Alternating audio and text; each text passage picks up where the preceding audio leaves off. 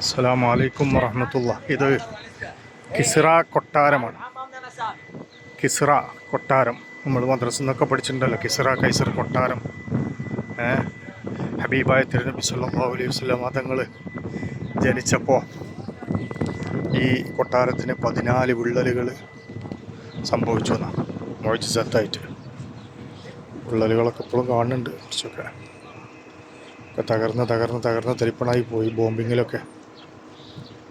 ഇവിടെ യുദ്ധത്തിലുണ്ടായ ബോംബിങ്ങിൽ തകർന്നതാണെന്നാണ് പറയുന്നത്. ഏതായാലും ആ കിസ്റ കൊട്ടാരാണ് ഈ കാണുന്നത്.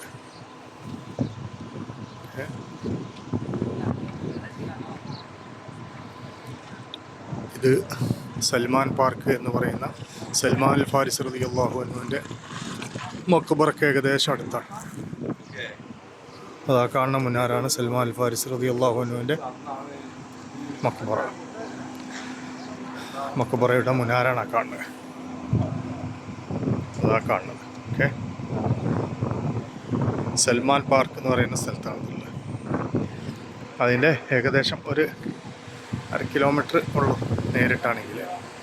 ഈ കൊട്ടാരം വലിയ കൊട്ടാരമാണ്. ആ കാലത്ത് അതിൻ്റെ കഥ പറയാക്കല്ലേ നല്ലത്. അത്ര ഉള്ള വലിയ കൊട്ടാരമാണ്.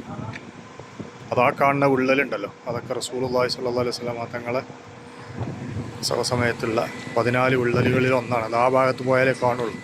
9 ഇഞ്ച് വീതി ഓരോ വിള്ളലിനുണ്ട്. സുബ്ഹാന ജല്ല ജലാലുഹു അമ്മ നവാലുഹു.